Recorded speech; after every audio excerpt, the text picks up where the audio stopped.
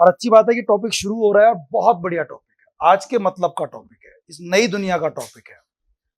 ये जो एग्जिस्टेंशलिज्म है, ये बहुत ज्यादा जो है अस्तित्व में आई है 1950 के आसपास। हालांकि इसकी शुरुआत 1850 के आसपास यानी 19th सेंचुरी के मिड में ये शुरू हुआ और 1950 यानी कि 20वीं शताब्दी के मिड में ये अपने एक्सट्रीम पे आ गई। है क्या ये? देखो, जब वर्ल्ड वॉर फर्स्ट हो गया, वर्ल्ड वॉर सेकंड हो गया, उसके बाद तो लोगों को इसका मतलब ज्यादा समझ में आने लग गया। उससे पहले भी लोग समझने लगे थे एग्जिस्टेंशलिज्म को, और एक डेनिश राइटर थे कियरगार्ड, उन्होंने इसके ऊपर बात करी और भी कुछ लोगों ने बात करी। है क्या? पहले आप ये समझिए, बहुत सरल सी एक थियरी है। ये कहते हैं कि हमारे ऊपर कई तरह के बाउंडेशंस होते हैं, फैमिली का लेकर के, सोसाइटी समाज का लेकर के, फैमिली सोसाइटी, हमारे पर बाउंडेशन होता है रिलीजन का, धर्म का, पॉलिटिकल पार्टीज का, समाज का, कई तरह के हमारे पर बाउंडेशंस हैं। और उस वजह से हम अपने जिंदगी का जो असली मीनिंग है, जो असली हमारा खुद का एक मन है, उसको तो हम जी नहीं पाते।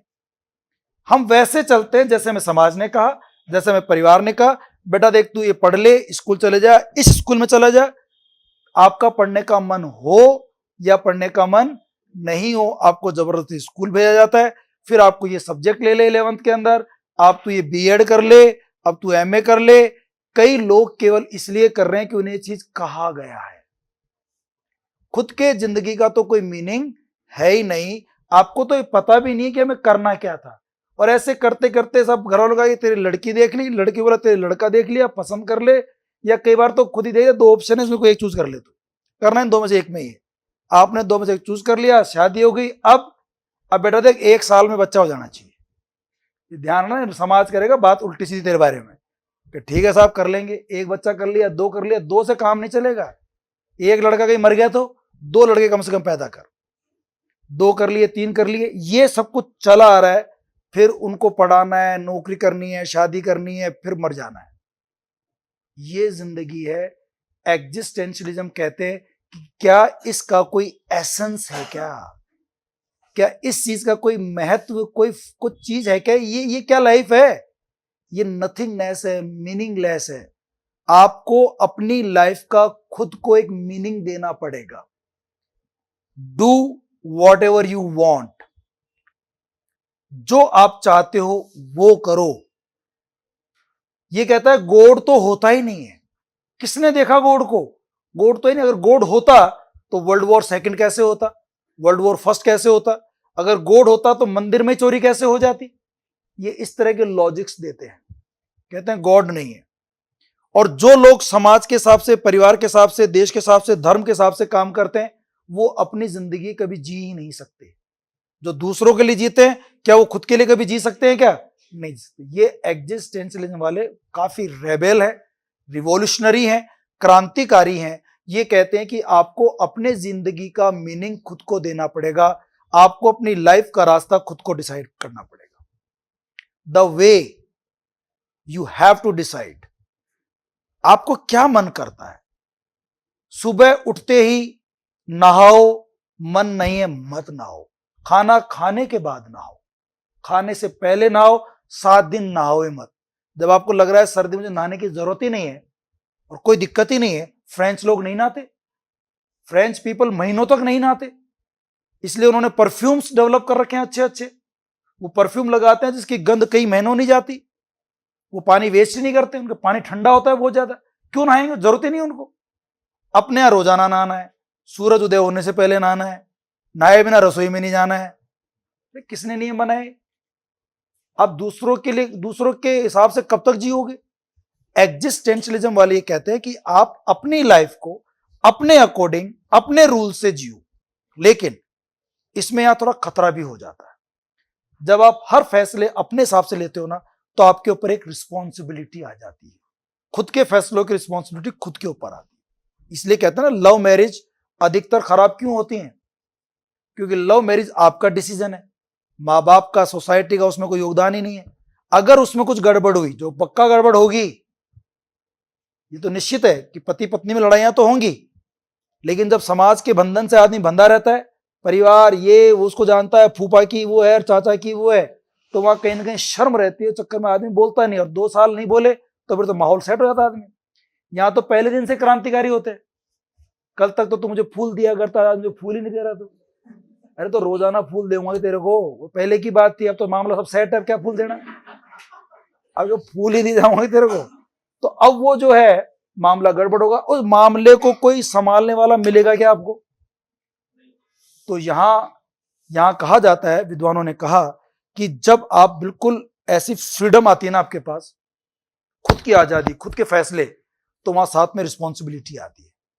और रिस्पॉन्सिबिलिटी जब आती है ना, तो आपको फियर लगता है, डर लगता है, आपके अंदर एक बहुत बड़ा फ्राइटन और डर और स्केयर, यू आर स्केयर्ड, और वो रिस्पॉन्सिबिलिटी आपको डर दिखाती है। इसलिए लोग ना डरते, डर की वजह से अपने हिसाब से लाइफ नहीं, देख तेरा फैसला तू ले रहा है, अब कुछ गलत होगा तू भुगतेगा। पापा ने अगर ये कह दिया आपको, तो फिर आपको डर लगता नहीं लगता है कि नहीं यार सही है, अपने हिसाब से तो। और जो इस तरह के फैसले लेते हैं ना, वो वाकई में क्रांतिकारी होते हैं, जो अपने हिसाब से जिंदगी जीते हैं। इसलिए आप देखना, ये पेंटर, ये म्यूजिशियन, कोई भी किसी के घर में कोई माँ बाप नहीं चाहता कि उसका बेटा पेंटर बने, मेरा बेटा बैंड बजाए, म्यूजिक बजाए, वो तबला बजाए। किसी के माँ बाप सपना देखते हैं कैसे? ऐसे काम करने वालों को क्रांतिकारी होना पड़ता है, और ये लोग या तो बिल्कुल बर्बाद होते हैं या फिर बहुत ऊंचाई पे पहुंच जाते हैं। और आप देखना इनके कपड़े, इनके बाल, ये अपना दाढ़ी बढ़ाई तो बढ़ा रखी है, बाल बड़े तो बड़े, चोटी चोटी, कुर्ते पजामे में, चप्पल में, झोला लटका रखा है। कोई बोले तो ऐसे कैसे, मेरी जिंदगी है, मैं जैसे चाहूं वैसे रहूं, मैं शादी करूं, मैं नहीं करूं, मैं दाढ़ी बढ़ाऊं, मैं टकली रखूं ऊपर से और नीचे दाढ़ी खूब बड़ी रखूं, ये मेरा फैशन है।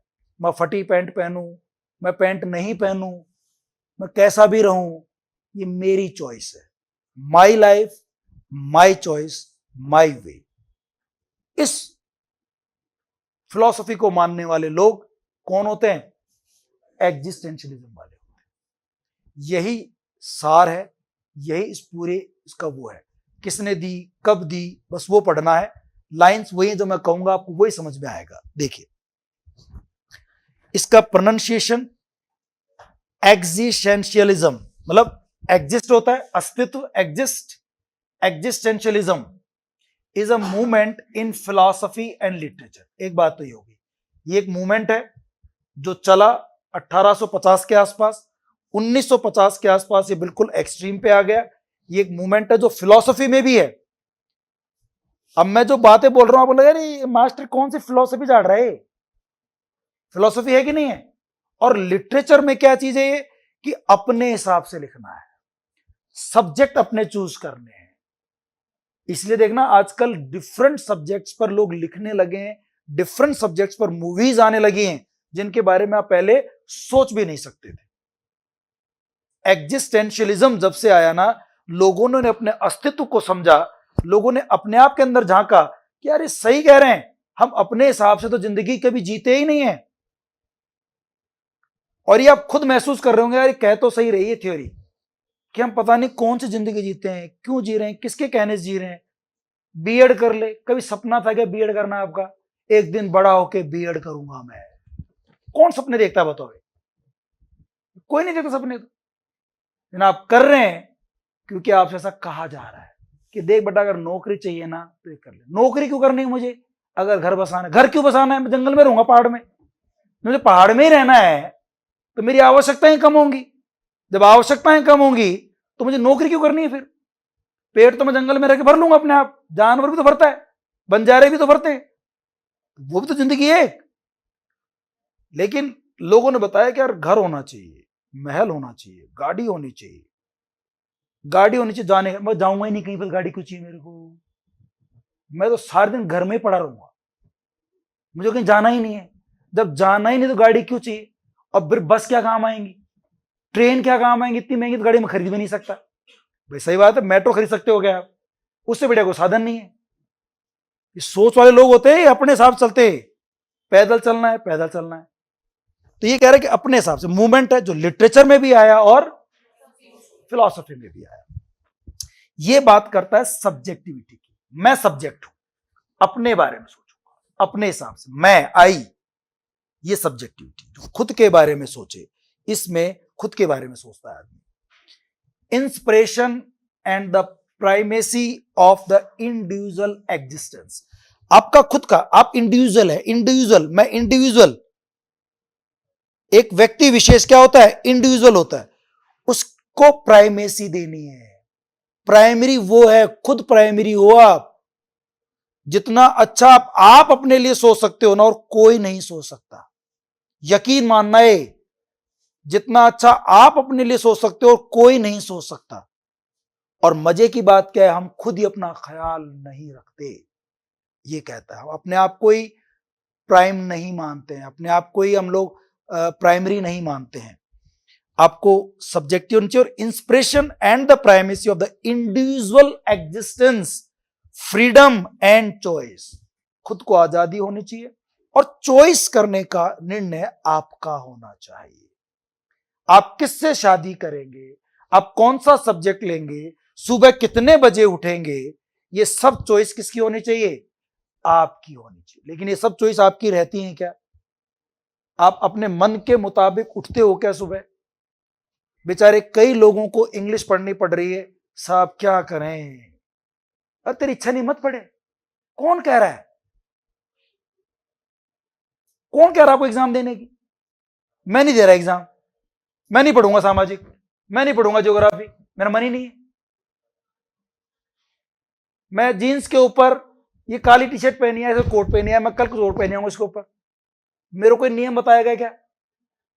अभी थोड़ी देर बात चल रही थी एलन के अंदर, हमारे वो परिष्कार में पढ़ाता था मैं, तो हमारे वो जो जो जो हमारे साथ के थे वो एलन में चले गए, वहां पे आरएस के उसमें हेड बन गए, फैकल्टी वही ले रहे थे। तो उन्होंने मुझे कहा कि यार आप इंग्लिश के लिए आप आ जाओ, नियम 6 घंटे पढ़ाना है, इतने पैसे मिलेंगे, यूनिफॉर्म पहननी पड़ेगी, ये पहनना पड़ेगा, ये करना पड़ेगा, कहीं पढ़ा नहीं सकते, कुछ कर नहीं सकते, आपके वहां सुबह जाना है, पढ़ाना है, नहीं पढ़ाना, वहीं रहना है। अब ये कैसी नौकरी हो गई? इससे हम सरकारी नौकरी के लिए सरकारी मास्टर बन जाते से बढ़िया। तो आपकी इच्छा है, पैसा कितना मिल रहा हो चाहे। तो कुल मिला के, लेकिन अब लोग कहते हैं गलत फैसला था। अब मेरा फैसला था तो मैं भुगतूंगा भाई, रिस्पॉन्सिबिलिटी तो आती है। आपके फैसले से आपको रिस्पॉन्सिबिलिटी आती है। अगर कुछ होता है गलत तो फिर आपको झेलना पड़ेगा। वो आगे बात आएंगी इसके अंदर। It is based on the view that humans define their own meaning in life. आप अपने जीवन का अर्थ खुद डिसाइड करोगे। एग्जिस्टेंशियलिज्म वाले ये कहते हैं आपको जीवन कैसा जीना है, क्या जीवन का मतलब है, you will decide this. Nobody can dare to decide these things. You are the only one person जो अपने बारे में अच्छा डिसीजन ले सकता है। तो ये कहते हैं and try to make rational decisions. आपको दिमाग से डिसीजन लेने, despite existing in irrational universe. क्योंकि दुनिया तो कैसी है? इरेशनल है, अतार्किक बात करती है। तो ये तो धर्म की बात करती है, ये तो इनको अपने हिसाब से बात करता है, उनके हिसाब जिंदगी थोड़ी जीनी है। और अच्छा, जो हमें कह रहे हैं वो बेचारे खुद भी अपने हिसाब जिंदगी नहीं जी रहे हैं। मजे की बात यह है, आपके पापा मम्मी ने भी अपने हिसाब जिंदगी नहीं जी, वो किसी और की वजह से, वो किसी और की वजह से चल रहे थे। तो दुनिया बताएगी क्या हमारे को हमें कैसे जीना है? नहीं बोल, तू बताएगा क्या मेरे को मुझे कैसे जीना है? नहीं बोलता क्या डायलॉग में? तो डायलॉग ही होता है केवल, हकीकत में नहीं होता हो। हम जीते वैसे जैसे कोई बताता है हमारे को। It focuses on the question of human existence. ये मानव के अस्तित्व पर फोकस करता है कि मानव पैदा क्यों हुआ। अरे क्या वो जानवर है क्या? मानव में भगवान ने दिमाग दिया है, उसके अस्तित्व को तो पहचानो। सबका दिमाग क्या हो सकता है? अलग अलग। सबकी चॉइस क्या हो सकती है? अलग अलग। सबकी पावर, सबकी कैपेसिटी, सबके शौक, सब क्या हो सकते हैं? तो हम सब एक जैसी जिंदगी क्यों जिए? जब सबकी अलग अलग स्टाइल हो सकती है, अलग अलग, सब एक जैसे कपड़े, एक जैसा बाल, एक जैसी कटिंग, क्यों करें हम? इसने जो कटिंग करा ली वही कटिंग मैं कराऊंगा, वही मैं कराऊंगा। अरे क्यों भैया, सब शाहरुख खान ने वैसी कटिंग कराई, अरे उसकी जिंदगी है, तो तेरी जिंदगी तेरे साथ जिए ना, उसको कॉपी क्यों करता है? कि जा रही है कि मैं नहीं पढ़ रही, बस मेरा जिंदगी समझ में आ गया, मुझे फोन पे बात करनी है बस। हाँ, it holds that there is no god, ये क्या मानते हैं? भगवान नाम की कोई चीज, और हमें सबसे ज्यादा किससे डराया जाता है? उसे डरो भगवान देख लो तो काहे हो लो मरगा, ठीक है ना? भगवान का होता डर, सबसे बड़ा डर किसका है हमारे ऊपर? किसने देखा है क्या भगवान? भगवान देखा है क्या? आप में किसी ने भगवान देखा है? सब साक्षात दर्शन किए थे मैंने 4 दिन पहले, कोई है क्या आप में से ऐसा? कोई नहीं है। पंडित जी ने देखा है क्या है? किसी ने देखा तुम्हारे परिवार में? कोई नहीं देखने वाला, फिर क्यों डर रहे हैं उससे हम लोग? देखो ये मैं केवल इसको समझा रहा हूं, अभी मेरे अंदर अभी एग्जिस्टेंशलिज्म का भूत घुसा हुआ है। ये मत मानना कि मेरे विचार हैं, ये विचार यहाँ चल रहे हैं, कहीं आप घर जाके पंगे कर दो, हाय उल्टी सीधी बातें सिखाता है हमारे को। तो कोई गॉड नहीं है, एनी अदर ट्रांसडेंट और सुपर नेचुरल, और कोई सुपर नेचुरल पावर कोई दूसरी भी नहीं है। इसको ज्ञान प्राप्त हो गया। 10 मिनट बैठे भी, कहा जा रही है वो दीदी आई हुई, तो ये आए थे बात करेंगे अपने, वो तो उसको दाने दे, बैठ 2 मिनट, बोल दे कि मैं अभी बिजी हूं बहुत ज्यादा, अभी आ नहीं सकती। 10 मिनट बैठ। The only way to counter this nothingness, और जब भगवान है ही नहीं, जिंदगी में कोई सुपरनेचुरल पावर है ही नहीं, कोई कंट्रोल करने वाला, कोई देखने वाला जब है ही नहीं, तो नथिंगनेस है, कुछ है ही नहीं। And hence to find meaning in life, इसलिए आपको खुद को अपना मीनिंग ढूंढना पड़ेगा लाइफ के अंदर। बाय एम्ब्रेसिंग एग्जिस्टेंस, आपको देखना पड़ेगा कि मेरा अस्तित्व क्या है, मैं क्यों इस दुनिया में आया, मैं क्या करने के लिए आया, वो आपको ढूंढना पड़ेगा। Existentialism believes that individuals are entirely free, ये लोग क्या मानते हैं कि इंडिविजुअल्स, हर कोई व्यक्ति विशेष पूर्ण रूप से क्या है? स्वतंत्र है, एंटायरली फ्री है, अपने हिसाब से डिसीजन ले सकता है, लेना चाहिए।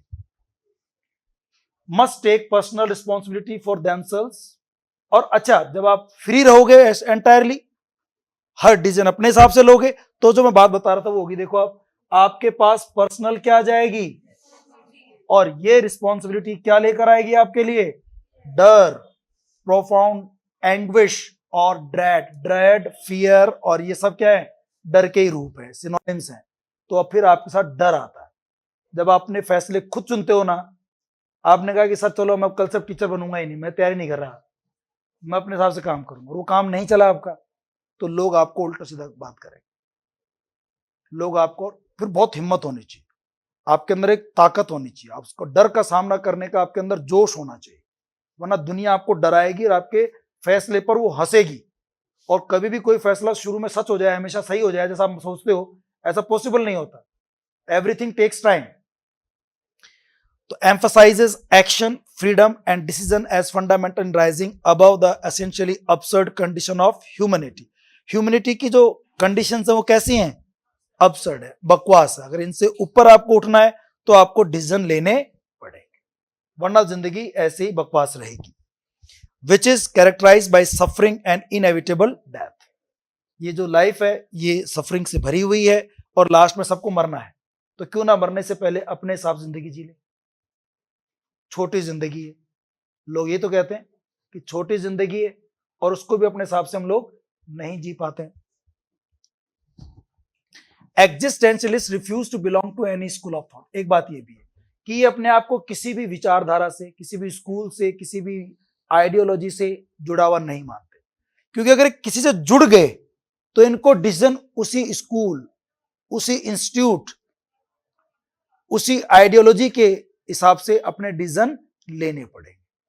तो ये बोहेमियन होते हैं, ये किसी भी सोसाइटी से, किसी भी इंस्टीट्यूट से, किसी भी क्रीड से, रिलीजन से अपने आप को कनेक्ट नहीं करते। जो इसको मानते हैं ये किसी भी उसके, ये रिजेक्ट करते हैं, रेपुडिएटिंग करते हैं, रिजेक्ट करते हैं adequacy of any body of beliefs और सिस्टम्स। कोई भी सिस्टम या कोई भी बिलीफ की जो बॉडी है, जो संस्था है, उसकी एडिक्वेसी को, उसकी मतलब है ना, मतलब वो ठीक है, वो सही है, उसको ऐसा ही मानते ही ये तो अपने आप को ही संस्था मानते हैं कि मैं ही संस्था हूं, मैं ही अपना डिसीजन लूंगा और मेरे डिसीजन के लिए मैं ही जिम्मेदार रहूंगा। Claiming them to superficial, academic and remote from life. ये अपने आप को ये मानते हैं कि ये जो बॉडीज हैं, ये जो संस्थाएं हैं, ये सब सुपरफिशियल है। सुपरफिशियल मतलब ऊपरी तौर पर है, सतही हैं, ये आज है कल नहीं है। आज बीजेपी है कल कांग्रेस है, कल कांग्रेस है फिर कोई तीसरी पार्टी आ जाएगी। तो इनके चक्करों में आप क्यों लड़ते हो भाई? आप अपनी जिंदगी खराब क्यों करते हो?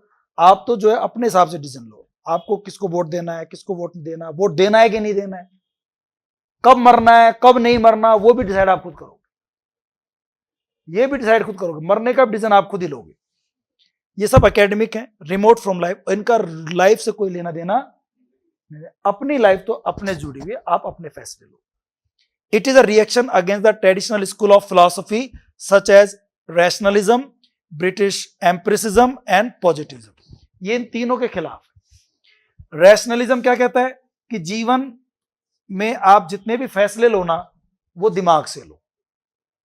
ये कहता है सारे फैसले दिमाग से लेने की जरूरत, जो दिल कहे ना कभी वो भी कर लेना चाहिए। तो रैशनलिज्म खिलाफ है। रैशनलिज्म की परिभाषा आपके अलग से नहीं है, मैंने थोड़ा जोड़ा है उसके अंदर, वो जब आप दोबारा वीडियो देखकर उसको ऐड कर लेना। ब्रिटिश एम्पिरिसिज्म, आपको ध्यान है एम्पिरिसिज्म की थियोरी किसने दी थी? जिसने ग्रेड सेकंड की पीरियड्स, डिटेरी पीरियड्स बताया था आपको मैंने। एम्पिरिसिज्म पे कौन बिलीव करता है? एम्पिरिसिज्म वर्ड कहां देखा था आपने? बेकन। जो फ्रांसिस बेकन है वो एम्पिरिसिज्म की थियोरी को मानता है। क्या होता है हरकू एम्पिरिसिज्म? एक्सपीरियंस। कि आप कोई भी डिसीजन लो, पहले उसके बारे में क्या लो? आप एक्सपीरियंस लो। एक्सपीरियंस लेकर के फिर आपको डिसीजन लेने हैं अनुभव के आधार पर। अब आपने डिसीजन लेना है, फीस जमा कराई नहीं, 2 बच्चे नए आए आज, जैसे एक वो लड़की नहीं आई थी, तो आप फीस जमा तुरंत मत कराओ, पहले अपना एक्सपीरियंस लो। लोगों ने क्या कहा छोड़ो, कैसा पढ़ाता है कैसा नहीं पढ़ाता है, क्या क्या बातें हुई, यहां आओ, देखो, माहौल देखो, एक्सपीरियंस लो, फिर डिसीजन लो। और कुछ कहते हैं नहीं, एक्सपीरियंस होता है मेरा 2 दिन का खराब हो जाए, पर दिमाग ये कहता है कि यार इसका रिजल्ट कैसा है, उस आदमी ने क्या कहा, कौन सेलेक्ट हुआ है, तो मैं तो रैशनल दिमाग से वैसे रिजल्ट लूंगा। कुछ कहते हैं अनुभव के आधार पर, कुछ कहते हैं पॉजिटिविज्म, है ना, उस माहौल पॉजिटिव चीज देख करके और इनको देख करके फिर मुझे लेना है। तो तीनों अलग अलग थियरी हैं। और ये जो एग्जिस्टेंशियलिज्म वाले लोग हैं, ये इन तीनों को ही नहीं मानते हैं। ये कहते हैं कि आपको तो अपने हिसाब से रिजल्ट लेना है जो आपको अच्छा लगे। अगर आपके अनुभव खराब है फिर भी आपको चीज अच्छी लगती है तो आप करो ना, कौन मना करता है आपको? दिमाग कह रहा है गलत है फिर भी कर रहे हो, करो, आपका मन है ना तो करो, ठीक है ना। तो ये इस चीज को मानते हैं। रैशनलिज्म क्या है? द प्रैक्टिस और principle of basin opinions and actions और रीजन। आपको जो भी अपना ओपिनियन की राय बनानी है या आपको कोई एक्शन कर लेना है तो आप रीजन के आधार पे लो, नॉलेज के आधार पे लो, किसी रिलीजन या बिलीफ या इमोशनल रिस्पॉन्स के आधार पे मत लो। धर्म के आधार पर नहीं, किसी इमोशंस के आधार पे नहीं, किसी के विश्वास के आधार पर नहीं, आपको डिसीजन लेना है अपने आधार पर। ये मैंने तीनों चीज ना जोड़ी हैं, ये रैशनलिज्म थोड़ा सा एक्स्ट्रा जोड़ दिया मैंने, अब बाद में ऐड कर लेना। वैसे ऐड करने की जरूरत भी नहीं है, इस वीडियो को दोबारा सुनोगे तो आपको केवल याद रखना रैशनलिज्म। रैशनलिज्म मतलब दिमाग के आधार पर, तर्क के आधार पर डिसीजन लेना है, ये होता है रैशनलिज्म। और एग्जिस्टेंशियलिज्म रैशनलिज्म के क्या है? खिलाफ है, अगेंस्ट है, रिएक्शन में। एम्पिरिसिज्म, जैसे उन्होंने कहा, एम्पिरिसिज्म क्या होता है? ये 18th सेंचुरी के अंदर आया था और ये देखो बात करेगा, ये रीजन और इंटेलेक्ट की बात नहीं करता, रीजन से नहीं, इंटेलेक्ट बुद्धि से डिसीजन नहीं लेना। आपको डिसीजन लेना है किसके आधार पर? Name of traditionally used to pick out a group of 18th century thinkers who priorities knowledge via the sense. ये आ गया ना, आपको अपने सेंस से ज्ञान लेना है, जो बेकन भी कहता था। आपको खुद को आंखों से देखना है, कानों से सुनना है, फील करना है, अपने सेंसेस, इंद्रियों से महसूस करके फिर डिसीजन लेना है, वाया द सेंसेस, ना कि रीजन से, ना कि इंटेलेक्ट से। Who denied the existence of इनेट ideas. ये आपके इनेट आइडियाज को डिनाई करता है, आपकी बुद्धि को, इंटेलेक्ट को डिनाई करता है। ये कहता है सेंस जो है, अगर इनको देखकर कुछ अच्छी लगती है, सुनकर अच्छी लगती है, महसूस करते हो अच्छा, तब फिर आप डिसीजन ले उसके पक्ष में। ये ऐसा कहते हैं। और इसके समर्थक थे एक तो जॉन लॉक, एक जॉर्ज बर्कले और डेविड ह्यूम। ये मैंने कुछ एक्स्ट्रा जोड़ दिया जो आप बाद में ऐड कर लेना चाहो तो। पॉजिटिविज्म क्या है? ये भी एक फिलोसॉफिकल सिस्टम है which can be scientifically verified और which is capable of logical और मैथमेटिकल प्रूफ। ये बात करता है साइंस की। पॉजिटिविज्म मतलब जब साइंस कह दे, कुछ लोग ना अपने दिमाग की नहीं मानते, अपनी फीलिंग्स की नहीं मानते, वो मानते हैं साइंस की, मैथ्स की, कि भाई साइंस ये कह चुकी है ऐसा होता है, तो अब साइंस ने प्रयोग करके देखे हैं खूब सारे, तुम तो वो बात मानेंगे। तो ये कुछ जो पॉजिटिविज्म वाले हैं ये उसको साइंटिफिकली वेरीफाई करके मैथमेटिकल प्रूफ देख, मतलब साइंटिफिक तरीके से देखते हैं। और इसलिए ये मेटाफिजिक और थीज्म को, धर्म रिलीजन, धर्म को और मेटाफिजिक्स जो ये आपके जो सेंस हैं, चारों तरफ चीजें हैं, उनको रिजेक्ट करते हैं और ये कहते हैं कि साइंस क्या कहती है उसको मानते हैं। तो तीन धारणाएं हैं, पॉजिटिविज्म एक जो सेंस वाली बात करता है, एम्पिरिज्म, और एक रीजन वाली बात करता है, ठीक है ना, जिसको हम क्या कहते हैं, रैशनलिज्म। इन तीनों को एग्जिस्टेंशियलिज्म वाले लोग नहीं मानते, तीनों के।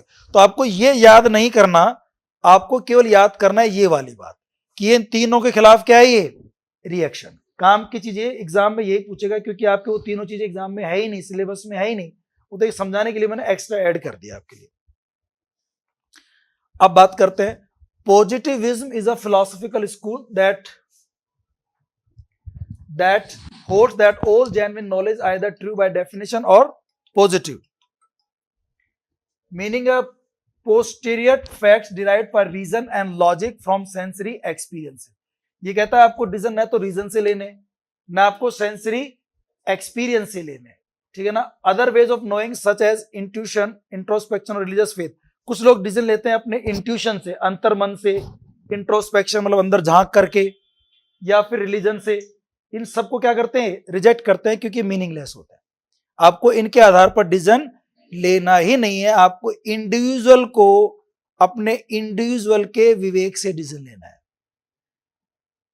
जो मन करे वो करो, ये कहता है। आपका जो मन करता है वो करना चाहिए। लॉजिकली वो सही नहीं हो सकता, लेकिन आपको अच्छा लग रहा है ना, करो। आयुर्वेद कहता है साहब शाम को दही नहीं खाना चाहिए, रायता नहीं खाना चाहिए, और जीवने में सब लोग रायता पेलते हैं, 2-2 3-3 ढंग से आने दे, अब खा रहा पता देगा।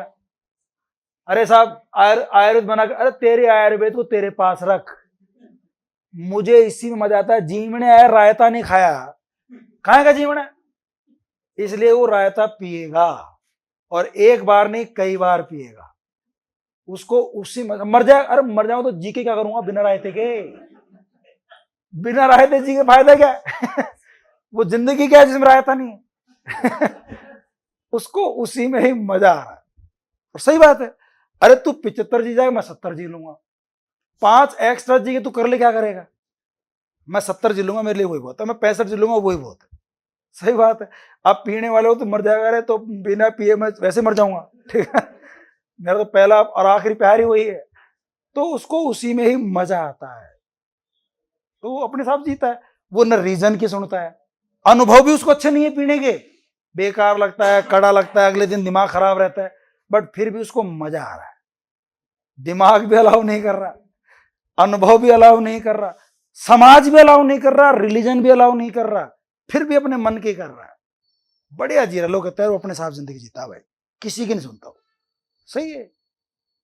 किसी को भजन कीर्तन में मजा आता है, वो घर पे ही नहीं रहता, सारे दिन मंदिरों में घूमता रहता है। अरे घर समाज, अरे मेरे को भगवान में प्यार, उसको उसी मजा आ रहा है। सब अलग अलग हैं, तो अपने साथ जीना चाहिए, लेकिन अधिकतर लोग ऐसा करते नहीं है। ऐसे कुछ लोग होते हैं जो समाज से अलग रह के अपने मन से काम करते हैं। तो समझ में आ रही बात आपको? Modern positivism was first articulated in the early 19th century by Augustus Comte. ये वही उसी की बात हो रही है, पॉजिटिविज्म का ही पार्ट है जो पोस्टिविज्म की जो बात दी थी कि भाई साइंस के आधार पर होना चाहिए, मैथमेटिकल फैक्ट्स होने चाहिए, ये थियरी किसने दी थी? ऑगस्ट कॉम्टे ने। ये पॉजिटिविज्म वाले भी एक्सपीरियंस को, रीजन को, इनको सबको रिजेक्ट करते हैं। और इन सबको रिजेक्ट कौन करता है? एग्जिस्टेंशियलिज्म वाले। ये शुरू हुआ mid to late 19th century, मतलब 1850 के आसपास। 19th सेंचुरी का मिड क्या होता है? 1850, और उसके बाद जब विक्टोरियन चल रही थी।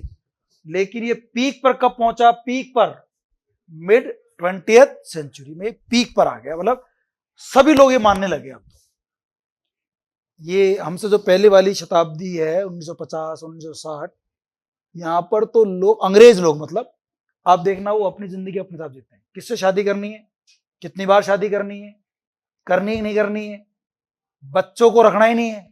अरे तुम्हारे चक्कर में जिंदगी बर्बाद करूंगा क्या? तो 10-12 साल का बच्चा हुआ, उसको हॉस्टल में डाल दिया, बड़ा हुआ अपनी जिंदगी जिएगा, खुद अलग जिंदगी। वो 4 साल बाद है, मेरी माँ कहाँ है? तेरी माँ तो उसके साथ में है। तू कहाँ है? मैं उसके साथ में हूं। और तू कहाँ है? कि सब मैं खुद 3 के साथ में हूं। बच्चे अपनी जिंदगी जी रहे हैं, माँ अपनी जी रही है, बाप अपना जी रहा है। ये एग्जिस्टेंशियलिज्म। इसका असली रूप कहाँ है? वहां है, अपने यहां तो भिंद गए सो मोती। जैसा भी है, काला है, पीला है, पीले दांत है, नशा करता है, बदबू आती मुंह में, तो मेरा साक्षात परमेश्वर है। जैसा है तू ही है, ढोला मारू, ठीक है ना, सब कुछ तू ही है। अपने यहाँ ऐसी जिंदगी जीते हैं, जिंदगी भर उसको झेलते हैं। अंग्रेज लोग जो एग्जिस्टेंशियलिज्म में बिलीव करते हैं, वो ऐसा, वो अपने हिसाब से जिंदगी जीते हैं। Existentialism in its currently recognisable form was developed by, ये देखो अब ये क्वेश्चंस आ गए, जहां पे क्वेश्चन बनेंगे आपसे। इसको दिया किसने? 19th सेंचुरी में डेनिश यानी डेनमार्क के फिलोसोफर थे Kierkegaard, Soren Kierkegaard. Soren Kierkegaard, Danish, Denmark. ये इन्होंने ये दिया 19th सेंचुरी में, 1850-60 के आसपास। भाई ये 55 में मर गए, तो 50-45 के आसपास दिया होगा इसने, जब वर्ल्ड वॉर सेकंड देखा होगा। जब इसको लगा कि यार आप अगर धर्म के चक्कर में, देश के चक्कर में, राष्ट्रीयता के चक्कर में रहोगे तो मर जाओगे। सारे मर गए, लाखों लोग मर रहे थे, तो इनको लगा कि यार वो तो लाइफ बिल्कुल नथिंगनेस है, absurd है। तो इन्होंने ये थियरी निकाली, who is known as the, अच्छा इसने नाम नहीं दिया एग्जिस्टेंशियलिज्म, इसके दिमाग में के लिए ख्याल आए, नाम तो ये बाद में दिया गया, अभी केवल ख्याल आया, इसलिए इसको फादर ऑफ एग्जिस्टेंशियलिज्म कहा जाता है। इसके अलावा एक जर्मन फिलोसोफर था फ्रेडरिक नीशे, है ना, नीशे पोस्ट मॉडर्न एज में आया था। फ्रेडरिक जो लोग पढ़ रहे हैं रेगुलर, फ्रेडरिक जो नीशे है वो पोस्ट मॉडर्न एज का ही है। तो इसके भी कुछ ऐसे ही विचार है कि आपको अपने हिसाब से डिसीजन लेने चाहिए। ऑल्दो नाइदर मतलब दोनों में से, न तो ये नीशे और ना कियरगार्ड, इन दोनों ने ही नाम नहीं दिया था। Neither actually use the term in their work, अपने वर्क में इस टर्म का इन्होंने नाम नहीं दिया। नाम देने वाला कोई और है, बट ये शुरुआत करने वाले हैं एक तरह से। पर ये नाम दोनों याद रखना आप, ये इसके सपोर्टर्स हैं। अब पूछे क्या हो, इनमें से एग्जिस्टेंशियलिज्म का कौन सा सपोर्टर नहीं है? 2 नाम तो याद करना। फिर देखो मार्टिन हेडेगर, ये अनदर इंपॉर्टेंट इन्फ्लुएंस है इसका, later development of movement. It can be argued that, एक तो ये इसको, इसने फिर आगे उस बात को आगे बढ़ाया, और हेडेगर ने। इसके अलावा जर्मन फिलोसोफर आया जॉर्ज विल्हेम फ्रेडरिक हेगल, ये पूरा एक नाम है, अलग अलग नाम नहीं है। जॉर्ज विल्हेम फ्रेडरिक हेगल, ये 70 में पैदा हुआ, 1831 में एक्सपायर हुआ था। इसके अलावा आर्थर स्कॉफेनर, जेन पोल सार्त्रे, ये एक बड़ा नाम है कियरगार्ड की तरह, चीन है। हाँ चलो जाओ, चलो जाओ, उनको बोलते बिजी है, पढ़ाई कर रही है अभी, है ना। जाओ जाओ, मैं, अगर आप जाके वापस आ सकते 10 मिनट वेट करा सकते हैं उनको, अच्छी बात है, घर तो कभी जा सकते हैं, घर अपना ही तो है। हाँ तो उनको बोलो थोड़ा वेट कर लो, पढ़ाई कर रहे हो। देख लो अब आपके हिसाब से कोई नहीं जीना चाहता, समझ ले इस बात को, तू आ जा। अपना मीनिंग खुद को देखना है, वो अपना फायदा देख रहे हैं, कौन वेट करे, क्यों वेट करे इस कोचिंग में हम लोग, हमें क्या मजा आ रहा है यहाँ पे, लेकिन आपका मजा खराब कर दिया उन्होंने। दुनिया ऐसे करती है हमारे साथ। जीन पोल सार्त्रे एक बड़ा नाम है। एग्जिस्टेंशियलिज्म, जो फिलोसफी वाले लोग हैं ना, मेरे किसी एक फिलोसफी वाले टीचर से बात हो रही थी, और मैंने ना एक दिन, जब आज से 1.5 साल पहले की बात है, एग्जिस्टेंशियलिज्म पर मैंने बात करी, तो वो उन्होंने नाम जो लिया ना, जीन पोल सार्त्रे का नाम लिया। उनके फिलॉसफी में इस अस्तित्ववाद की फिलॉसफी है, अस्तित्ववाद, कि आपको अपना अस्तित्व ढूंढना है। हु एम आई, मैं कौन हूं, क्यों आए इस दुनिया में, क्या पर्पस है, वो डिसाइड तो करो। एग्जिस्ट क्यों करते हो आप, आपका इस दुनिया में रोल क्या है, क्या आप इस भीड़ के हिस्से हो या आपकी कोई इंडिविजुअल पहचान है। तो जीन पोल सार्त्रे और ये लोग ऐसे कहते हैं, ये कहते हैं कि अपने हिसाब से खाओ पियो जियो, उधार लेके घी पियो, अपनी जिंदगी जियो जैसा मन कर, लेकिन ऐसे करने पर ना, एक तो ना समाज में गड़बड़ भी हो सकती है, क्योंकि कंट्रोल तो होना जरूरी, ये बिल्कुल आपको कंट्रोल से बाहर कर देता है, और आप कुछ गलत करोगे तो फिर आप खुद जिम्मेदार हो। इसलिए कोई कंट्रोल करने वाला पुलिस, समाज, धर्म होता है जो आपको कुछ गलत करने से रोकता है। तो ये चरम पे है, लेकिन इसको भी थोड़ा बहुत मानो, बीच में अपना भी एक अस्तित्व ढूंढ ही लो वाकई में, लेकिन समाज के दायरे में भी रहो, वो अपनी एक व्यवहारिक बात है। बट इसकी थियरी ऐसा कुछ नहीं कहती, ये तो बिल्कुल अपने आप को आजाद करती है। Jean Paul Sartre, Simone de Beauvoir, Paul Tillich, Karl Jaspers, ये शायद 2 नाम मैंने बाद में जोड़े हैं, were also important influence on the development of existence. इन सब का योगदान रहा है। ये नाम क्यों याद करने हैं आप लोगों को, क्योंकि इन पर क्वेश्चन बनते हैं, इन पर तो क्वेश्चन बनेंगे। बाकी तो सारी बातें फालतू की हैं, जो बातें कर रहे हो तो पहली लाइन और लास्ट की लाइन बार बार वही लाइन आ रही है, लेकिन काम की चीज तो है, क्वेश्चन तो यहां से पूछेगा वो। इसके अलावा ये गैब्रियल मार्शल है, ये वो व्यक्ति है जिसने नाम दिया था इसको, coined this term, Gabriel Marcel, इसने नाम दिया था एग्जिस्टेंशियलिज्म। पहली बार ये वर्ड इसने कॉइन किया, इसने ढूंढा। And Jean Paul Sartre popularise this term, इस टर्म को दुनिया में फैलाने वाला कौन है, इसको सरल करने वाला कौन है, जीन पोल, इसलिए इसका नाम बड़ा है इसमें। तो ये हो गया गैब्रियल मार्शल, एक जीन पोल सार्त्रे, और शुरू में कियरगार्ड और वो नीशे। ये 4 तो बड़े नाम है, इसके अलावा और नाम भी आपको याद करने, पर 4 तो याद करने ही करने। इसने पॉपुलराइज किया in the mid 20th century. Peak पर जब पहुंचा था ना ये, तो पीक पर पहुंचाने वाला कौन था, Paul Sartre. Paul Sartre following the horrific events of the world war second, इसने क्या है, वर्ल्ड वॉर सेकेंड का असर देखा था, जो 1945 में खत्म हुआ है, ध्यान है आपको, 1939 से 1940। आपको नहीं लगता कि मॉडर्निज्म और पोस्ट मॉडर्निज्म पढ़ने से चीजें कई याद हो गई आप लोगों को, वो उस समय कठिन लग रहा था, अब आप जब सुनते होंगे तो यार ठीक है, तो पढ़ा हुआ है हर चीज। पहले रोमांटिक एज कठिन लगती थी आपको, बाद जब आप मॉडर्न एज और पोस्ट मॉडर्न पढ़ने लगे, और यार वो तो सही था, वो तो जो उनकी जो सिंपल थे वो तो, आप जब ये पढ़ोगे तो वो चीज, ये दिमाग डेवलप होता है। पहली बार कोई चीज पढ़ते हो ना, वो हार्ड लगती ही लगती है, फर्स्ट टाइम जब इंड्यूस होता है उस चीज का। होलोकॉस्ट, ये बहुत बड़ी घटना थी, जैसे हमने पोस्ट मॉडर्निज्म में होलोकॉस्ट का नाम आया था। होलोकॉस्ट क्या था, जो ये थे ना नाजी हिटलर, इन्होंने क्या करा था, एक साथ 5-6 लाख यहूदियों को एक साथ मरवा दिया था, साफ ही कर दिया था उनको कि साहब ये सही लोग नहीं है, एक साथ मरवाया। ये कुछ बच गए, और देखो पूरी दुनिया के नाक के अंदर नकेल कर रखे इन्होंने।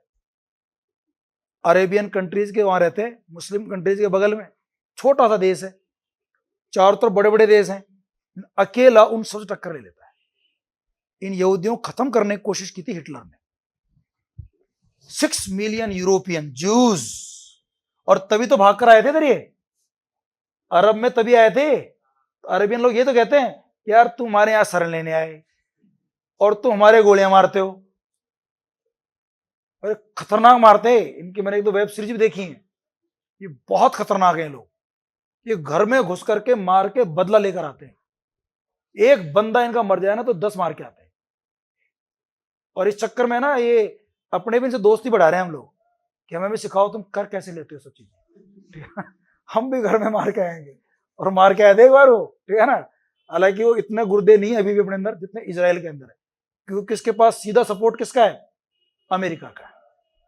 एनीवेज, इन यूरोपियन जूस को इन्होंने मारा, 6 मिलियन लोगों को एक साथ, 60 लाख, 6 मिलियन कितने होते हैं, 60 लाख लोगों एक साथ मारा अंडर द जर्मन नाजी जो रिजाइम था during the period of 1941 to, बहुत बड़ी घटना थी।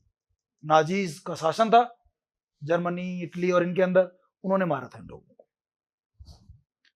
अल्बर्ट कैमस, ये फ्रेंच फिलोसोफर है, इनका भी योगदान है, ऑथर थे, जर्नलिस्ट थे। His views contributed to the rise of the philosophy known as absurdism. ये फुल स्टॉप है, फुल स्टॉप लगा लेना। इन्होंने अब्सर्डिज्म की बात करी, ध्यान आपको। एक तो वो था मार्टिन इथलिस करके था, इलिस करके था, उसने तो सबसे पहले theatre of absurd word use किया था। और अब्सर्ड वर्ड किसने यूज किया था, अल्बर्ट कैमस ने। ये हमने थिएटर ऑफ अब्सर्ड में पढ़ा था, शायद ध्यान हो तो आपको। अगर ये फुल स्टॉप लगा लेना, मैं भी इस कमी को दूर करवा दूंगा। अब्सर्डिज्म क्या होता है, लाइफ बकवास है। अब्सर्ड यानी बकवास। वही जब इन्होंने सब देखे ना वर्ल्ड वॉर वगैरह, तो अब्सर्ड, और सबसे फेमस थिएटर ऑफ अब्सर्ड कौन सा माना जाता है, वेटिंग फॉर गोडो, जो किसने लिखा है, सैमुअल बेकेट। फूको नहीं, फूको अलग है भाई, ये मिक्स होएगा, ये मिक्स होएगा, लेकिन आपने गलती मान ली कि यहाँ इसका मतलब याद तो हो रहा है। तो सैमुअल बेकेट ने वेटिंग फॉर गोडो लिखा था। आपको गोडो का नाम पता चल गया, बड़ी बात है। गोडोट बोलते हैं आप उसको, GODOT होता है स्पेलिंग, लेकिन क्या बोलते हैं उसको, गोडो, गोड से बना है। अब्सर्डिज्म क्या होता है, ये philosophical theory that the universe is irrational. ये पूरी दुनिया क्या है, बकवास, इरेशनल है। बकवास मतलब नॉनसेंस, नॉनसेंस है। एंड मीनिंगलेस है, बेमतलब की है, मीनिंगलेस, बेमतलब। It states that trying to find meaning leads to people into a conflict with the world. कि अब आपको क्या करना पड़ेगा, मीनिंग ढूंढना पड़ेगा अपने दुनिया तो ये मीनिंगलेस है, आपको अपने जीवन का अर्थ खुद को ही ढूंढना पड़ेगा। और इसके लिए आपको इस वर्ल्ड से क्या करना पड़ेगा, कॉन्फ्लिक्ट, क्योंकि दुनिया तो आपको अपने हिसाब से चलाना चाहती है। अगर आप उसके कुछ खिलाफ अपने मतलब ढूंढोगे, जिंदगी खुद का, मेरी जिंदगी, मेरे तरीके, my life, my way, my choice, तो लोग आपके क्या हो जाएंगे, दुश्मन होने लगेंगे। ये पक्का होगा, ये होगा निश्चित, बट आपके अंदर वो इतनी हिम्मत होनी चाहिए। This conflict can be between rational man and irrational universe. ये कॉन्फ्लिक्ट कब होता है, जब आप रैशनल बन जाते हो, अपनी जिंदगी के मतलब ढूंढने लगते हो। आपकी लड़ाई फिर किससे होगी, इस इरेशनल वर्ल्ड से लड़ाई होगी। बिटवीन इंटेंशन एंड आउटकम, आपका इरादा, आपने जो बनाया क्या बनने का, और उसके जो आउटकम होंगे, जो परिणाम आएंगे, उनके बीच में कॉन्फ्लिक्ट होगा। क्योंकि आप जो इरादे बनाओगे ना, दुनिया आपकी दुश्मन हो जाएगी, तो फिर वो आपको फेल करने की कोशिश करेगी, आपको गलत साबित करने की कोशिश करेगी, तो फिर आपको उसके आउटकम, परिणाम भुगतने को तैयार रहना चाहिए, वो रहना चाहिए। मैं एक छोटा सा उदाहरण देता हूं, आप जो मेरे पुराने स्टूडेंट सब जानते हैं, वो मेरे दिमाग बार बार आ रहा है, दोबारा बोल देता हूं। मैं बताता हूं, मेरा कजन है, वो कस्टम इंस्पेक्टर बन गया, 14-15 साल नौकरी कर दी। मैं मुंबई खुद उसके फ्लैट में जाकर आया हूं, जस्ट सामने बड़ा मैदान है, जहां वो वॉलीबॉल खेलता है, बैडमिंटन खेलता है, क्रिकेट, लॉन टेनिस खेलता है। खूब पैसे आते हैं, बड़ी गाड़ी है, घर है, उसकी बेटी पास में ही किसी बड़े अच्छे स्कूल में पढ़ रही है, CBSE बोर्ड वाले स्कूल, या उससे भी एक बड़े बोर्ड वाले स्कूल, इंटरनेशनल बोर्ड क्या होते हैं वो। अच्छी खासी लाइफ चल रही है, लेकिन वो 10 साल से परेशान है। मैं इस नौकरी को नहीं करना चाहता, ये मेरे लिए नहीं है, यहाँ सब लोग हैं, सब नौकरियां कर रहे हैं, सभी क्वार्टर में रह रहे हैं, छोटे छोटे 2-2 रूम के क्वार्टर होते हैं, वो मैं देख के आया था, मतलब इतने बड़े में पूरा फ्लैट है उसका, जितना बड़ा हॉल है ना ये, 2 छोटे कमरे हैं, एक हॉल है, एक डाइनिंग रूम है, एक ना लैट्रिन बाथरूम उसी के अंदर है, बस वो आपका वो घर है।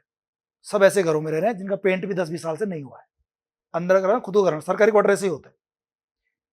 उसको नहीं मजा आ रहा, 3 साल 4 साल 5 साल पहले उसने फैसला ले लिया, उसने फिर LLB करी, कोई स्कूलों में पढ़ाना शुरू किया, मैं पढ़ाऊंगा, ट्यूशन पढ़ाऊंगा, यहाँ पर आकर वो ट्यूशन पढ़ाएगा 9वीं 10वीं के बच्चों को, 11वीं 12वीं के बच्चों को।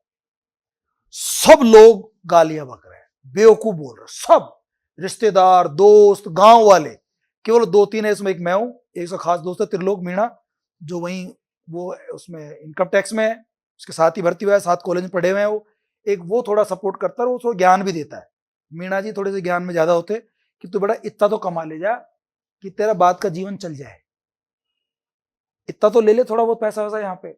उसने तो कई फ्लैट ले लिए त्रिलोक मीणा ने, तो इसने एक फ्लैट लेके उसको कर्जा मुक्त कर लिया अभी अपना, थोड़ी बहुत रिश्वत लेनी पड़ी बट ये खिलाफ था उसी, बट कर लिया इसने इतना कि भाई अपनी एक बेटी पैदा करी, केवल एक, कितना बड़ा डिसीजन है, मुझे एक संतान पैदा करनी, वो बेटी हुई, लड़का करना ही नहीं। लेकिन मैं सही बता रहा हूं, मेरे सारे रिश्तेदार, मेरे सारे घर वाले, उसके दोस्त, सब उसे क्या कहते हैं, बेवकूफ है, उसे घर पे खाती काम कर रहा है भाई, आपका भाई पागल है क्या, इतनी बड़ी नौकरी छोड़ के आ रहा है कुछ छोड़ के आता है क्या इतनी बड़ी नौकरी, एक ही लड़की पैदा करी, क्यों लड़के पैदा नहीं कर रहा, कौन खाएगा इसी प्रॉपर्टी, अरे वो खुद ही खा रहा है, वो हर सैटरडे संडे पार्टी करता है, वो लॉन टेनिस खेलता है, वो कमाता ही इतना है कि जो काम चला ले अपना, वो कह रहा है मेरे को 50,000 पेंशन मिलेगी, अब मेरा उससे काम हो जाएगा। ऐसे ऐसे लोग हैं, समझ रहे आप, मैं बता रहा था अपना, उसका बाप मारा उसमें नहीं आया, देखो फोन करते रह गए लोग बाग उसको, उसी में नहीं आया, वो फादर के बड़ा बेटा वही था, नहीं आया, कि मेरे बाप से लड़ाई थी, इस चक्कर में नौकरी करी मैंने, वरना मैं नौकरी जाता ही नहीं, अब जिससे मेरी लड़ाई है उसी के मैं उसमें आऊंगा, फिर क्या फायदा होगा लड़ाई का, फिर लोगों को पता कैसे लगा कि हमारी लड़ाई थी, और उस समय पूरे गांव को सबको पता लग गया कि यार अच्छा इनके विवाद चल रहा था कई सालों से, इस वजह से नहीं आया वो, वरना घर की बात तो बार बताता नहीं है ना, बाप आपके बेटे किसी लड़ाई नहीं, सबकी लड़ाई होती है, पर ये थोड़ा डिसीजन ले लोगे आप, उसने लिया और आप उसको गलत साबित, उसके हिसाब से ठीक हो लाइफ, उसका वो फैसला सही है, उसने कहा मेरे फादर पीते थे, अगर वो नहीं पीते तो मैं बहुत अच्छा ऑफिसर बनता, मैं कुछ भी करता, मैं नौकरी क्यों लगता फालतू में, मुझे और करता, पर वो नौकरी नहीं करते तो मुझे नौकरी करनी पड़ी, अब मुझे उनको सबक, अरे मरने के बाद कौन सबक सिखाता है, पर वो सिखा रहा, देख लो, पर उसको अपने हिसाब से, लेकिन सब लोग उसे क्या कहते हैं, पागल कहते हैं।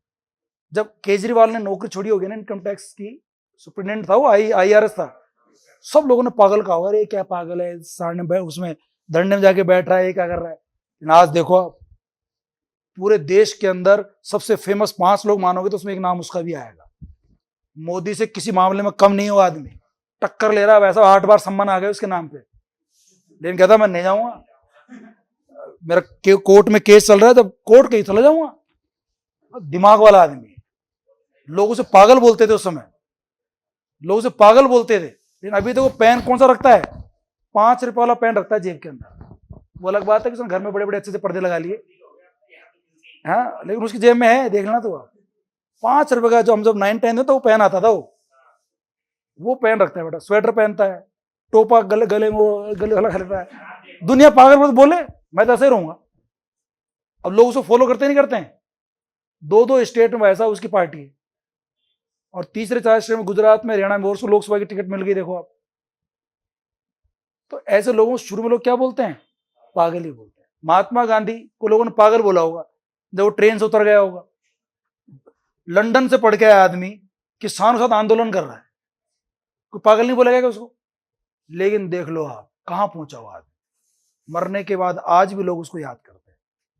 तो अगर देखो तो एग्जिस्टेंस गलत चीज नहीं है, अपने हिसाब से लाइफ जियोगे तो बहुत आगे भी पहुंच सकते हो, लेकिन सारे केजरीवाल बने क्या, सारे गांधी बने क्या, ये भी तो कलेश है। लोग दूसरा तर्क ये देते हैं, अच्छा तो केजरीवाल बनेगा तो हर कोई केजरीवाल बन भी नहीं सकता, ये भी हकीकत है, दूसरा पक्ष ये भी तो है। चलो, इसमें जो कॉन्फ्लिक्ट होते हैं between rational man and irrational man, between intelligent outcome, between subjective assessment and objective worth, एक तरफ आपका सब्जेक्टिव असेसमेंट होता है, एक तरफ ऑब्जेक्टिव वर्थ होता है, मतलब खुद का फैसला, और दूसरा ऑब्जेक्टिव वर्थ। ऑब्जेक्टिव वर्थ मतलब कि इसका क्या उद्देश्य रहेगा, क्या आगे परिणाम निकलेंगे, वर्थ क्या निकलेगी इसकी। But the precise definition of the term, लेकिन अगर इसकी प्रिसाइज डेफिनेशन करें तो द टर्म इज डिस्प्यूटेड। कुल मिला के ये टर्म है ही क्या, डिस्प्यूटेड। कुछ लोग इसको गलत मानेंगे तो कुछ लोग इसको सही मानेंगे।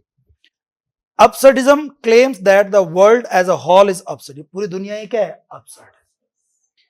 Absurdism जुड़ा हुआ है एग्जिस्टेंशलिज्म से।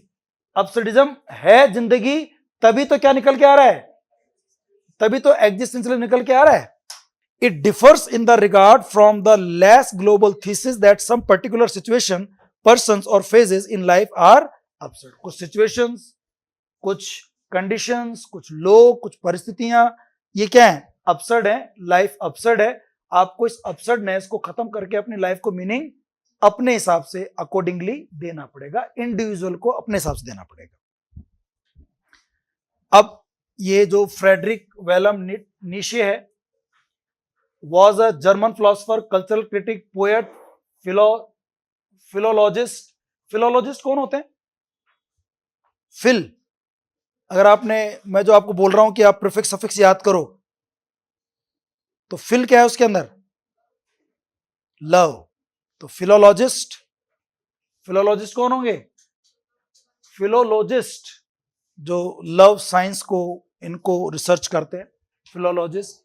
And Latin and Greek scholar, ये सब था इसके अंदर, सबकी बातें करता है।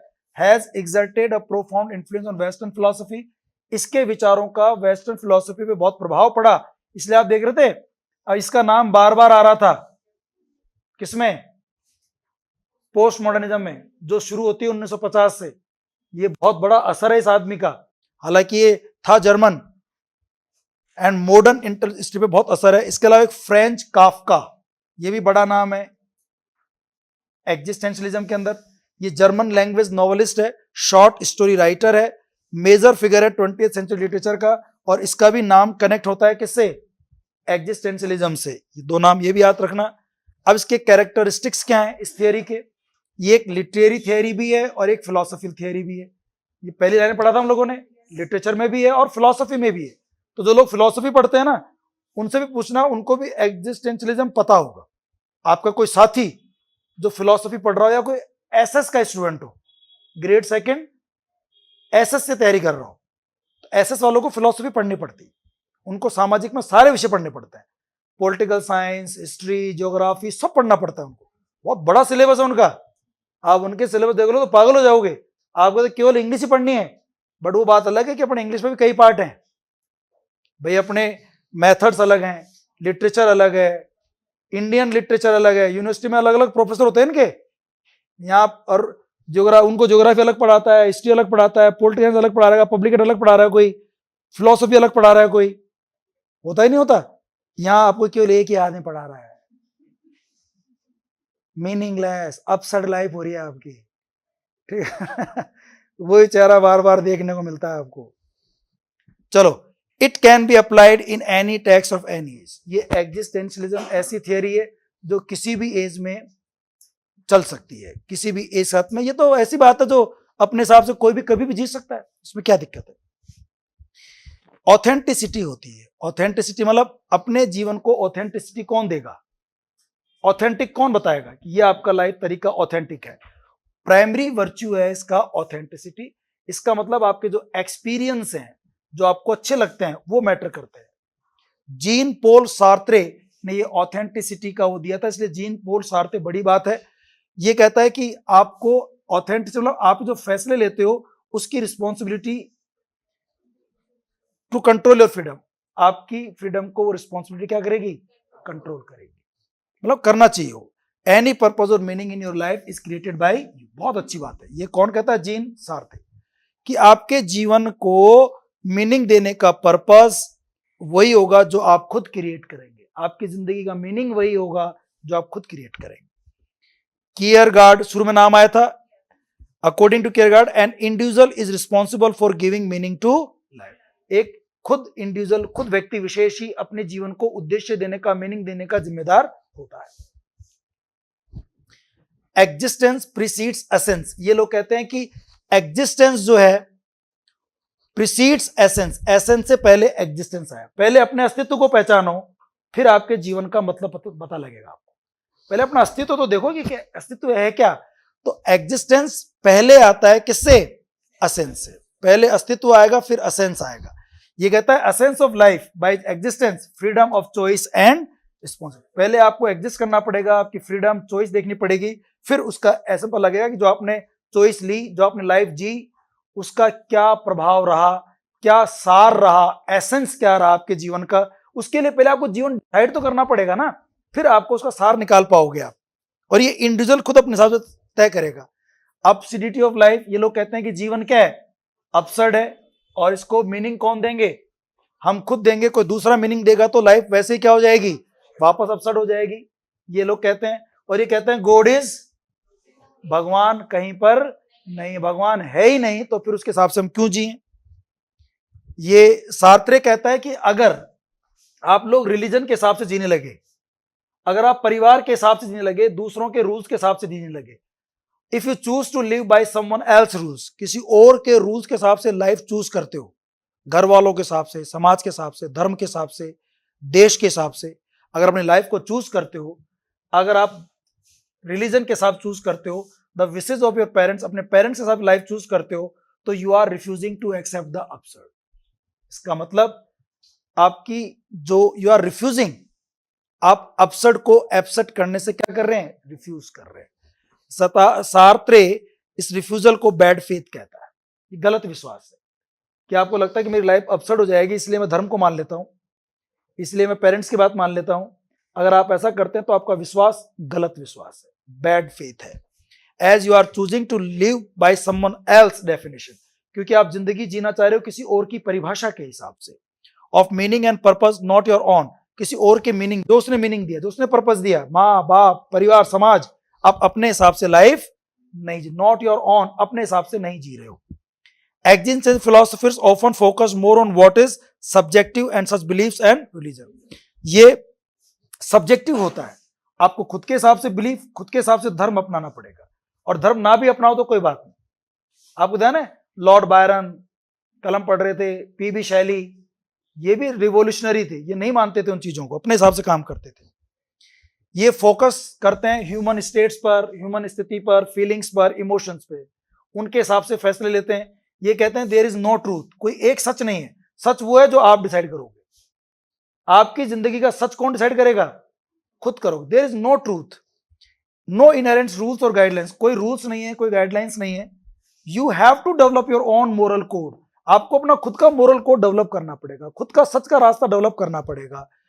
सार्त्रे question looking to authority for guidance, और सार्त्रे कहता है कि ऑथोरिटी खुद आप करोगे, लेकिन साथ में गाइडेंस होनी चाहिए, आपके खुद की रिस्पॉन्सिबिलिटी होनी चाहिए, जो आपको बहुत ज्यादा आजाद ना करे। अगर ज्यादा आजाद हो जाते हैं तो फिर हमें डर लगने लगता है, इसलिए थोड़ा सा गाइड भी अपने आप को करना पड़ेगा। Existentialism does not mean pessimism, लेकिन ध्यान रखना, इसका मतलब पेसिमिज्म नहीं होता, इसका मतलब निराशा नहीं होता है। खत्म हो गया कि? ठीक है, समझ में आ गया आपको?